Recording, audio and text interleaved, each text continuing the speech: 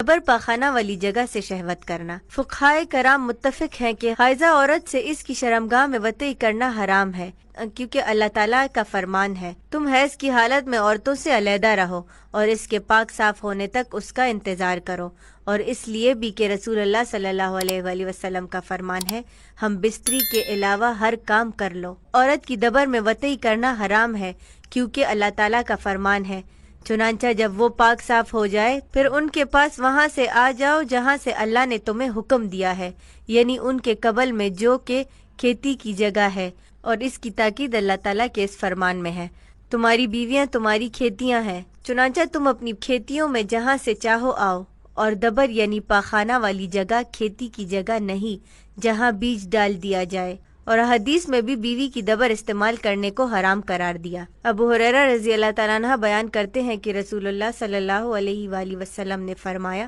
جو شخص اپنی بیوی کی دبر استعمال کرے وہ ملعون ہے۔ علماء کرام بیان کرتے ہیں کہ عورت کی دونوں رانوں اور دونوں چوتڑوں کے مابین میں دخول کے بغیر لطف اندوز ہونا اور شہوت کرنا جائز ہے۔ امام شافعی رحمۃ اللہ علیہ کہتے ہیں دونوں چوتڑوں کے مابین دخول کے بغیر لذت حاصل کرنے میں کوئی حرج نہیں، اور ابن قدامہ کہتے ہیں بغیر دخول کیے دونوں چوتڑوں کے مابین لذت حاصل کرنے میں کوئی حرج نہیں، کیونکہ حدیث میں دبر کی حرمت آئی ہے، اس لیے یہ اسی کے ساتھ مخصوص ہے، اور اس لیے بھی کہ یہ گندگی کی بنا پر حرام ہے، اور گندگی دبر کے ساتھ خاص ہے، اس لیے حرمت بھی دبر کے ساتھ ہی خاص ہوگی۔ اور روز الطالب میں درج ہے خاوند اپنی بیوی سے کیا کچھ شہوت کر سکتا ہے، بیوی کے دبر والے سوراخ کے علاوہ کہیں بھی شہوت کا مالک ہے، چاہے وہ دونوں چوتڑوں کے مابین کر لے، لیکن دبر کے سوراخ کے ساتھ شہوت کرنا قطعی طور پر حرام ہے، کیونکہ حدیث میں ہے یقیناً اللہ تعالیٰ بیان کرنے سے نہیں شرماتا تم اپنی بیوی کی دبر پاخانہ والی جگہ میں وطئی مت کرو، ایسے امام شافعی رحمۃ اللہ علیہ کی روایت ہے۔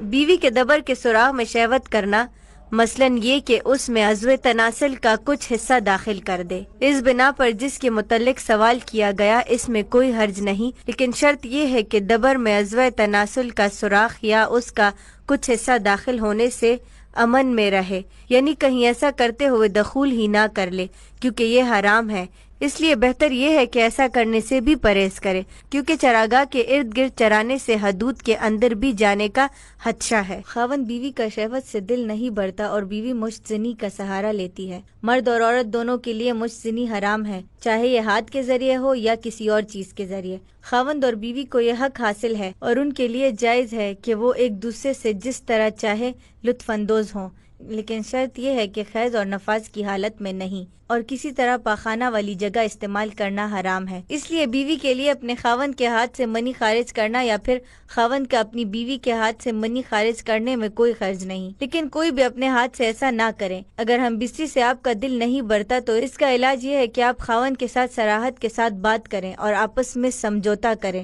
اور اسی طرح دونوں اطراف سے اس کے لیے اپنے آپ کو تیار کریں، اور اس کے ساتھ ساتھ دونوں اپنی ذمہ داری کا احساس کریں اور دوسری کی سعادت خوشی کے حصول کی رغبت کریں، اور اسی طرح محبت اور نرمی کا برتاؤ کرے، کیونکہ خاوند اپنی بیوی کے حق استمتاع و لطف اندوزی اور حاجت پوری کرنے سے غافل رہتے ہیں اور اپنی حاجت پوری کر کے جلد فارغ ہو جاتے ہیں، حالانکہ اپنی بیوی کا فارغ ہونے کا انتظار نہیں کرتے۔ اس کا سبب یہ ہوتا ہے کہ غالب طور پر خاوند اپنی بیوی کی حالت سے